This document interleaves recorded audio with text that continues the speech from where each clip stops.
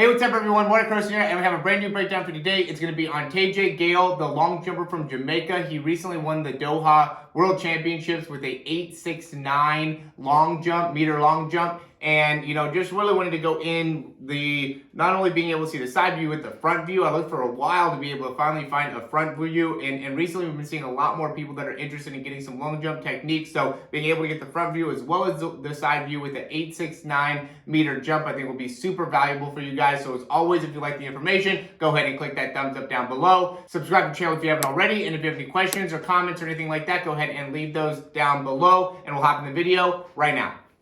All right, so here we got Tajay Gayle. This is going to be his second jump here. And, we don't really get to see as much of him starting, but you can see, just from this position, from the very start, really big arms and the initial kind of movement pattern, right? And really being able to get the high knees. I think that's a common thing that we see with long jumpers, is you really want to be able to, get yourself going with a long stride to start. And the best way to be able to get a long stride is to be able to, open up with really long arms and obviously drive those knees up. As he's going closer and getting closer, now he's starting to shorten it up a little bit more, really gains a lot more speed as he gets close. And now he starts to kind of lean back a little bit. I love this step, right? So this is the step before where he's starting to kind of slow down here.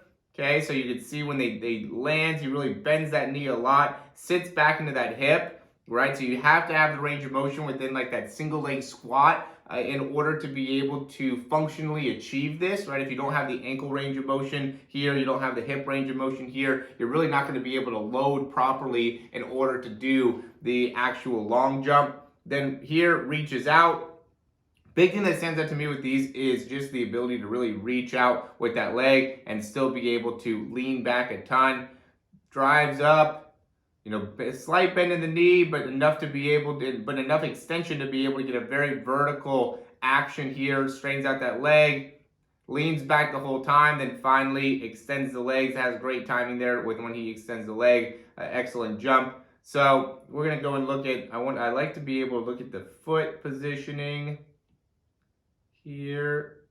I think this one's going to first be the front. So notice when he's going and he's driving off the front, I really wanted to be able to get this view for you guys. So notice how, he's driving off the right leg. He's very straight through that right leg, and he's getting a lot of extension within that foot. But also notice how this leg is coming across. That up leg is kind of coming across. It's almost covering that entire down leg in terms of when he's coming off the ground. So he's really driving that leg across. And then as soon as he reaches up, and you can see how wide he is with that hand too, right? So see how long and wide he is with this left hand as he's driving that left leg through, and that right arm up into the air, right? Right arm up, left arm out to the side. And then from there really reaches with that left leg, extends that left leg, is able to get one cycle, 2 cycles now with that right leg. And then as he's going and reaching out with that third cycle, and this whole time, by the way, he's really leaning back, right? So see how he's leaning back with his spine.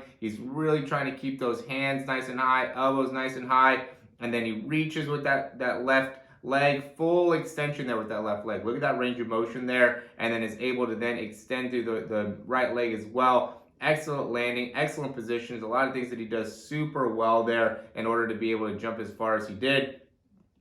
And notice here when he lands with that step, and this is going to be great for you guys to be able to see, he lands with more of the outside part of the foot down, right? So you can see where he's touching down initially, okay, and how fast that foot immediately kind of inverts and gets into control position. So he's landing a little bit more on the outside part of the foot, comes into more of that inverted position, and then has to be able to stabilize there, right? So now he has control of the foot. As he's transitioning through, he really starts to gain control of the foot, and then he launches himself up and off the ground. The video kind of froze there for a second, but now you can see again the cycles. We just talked about that. So really being able to be very stable within your feet is super important for the long jump. Being able to have a ton of range of motion within the ankle and within the hip is super important because you want to be able to reach, and you can see how well he gets that extension there.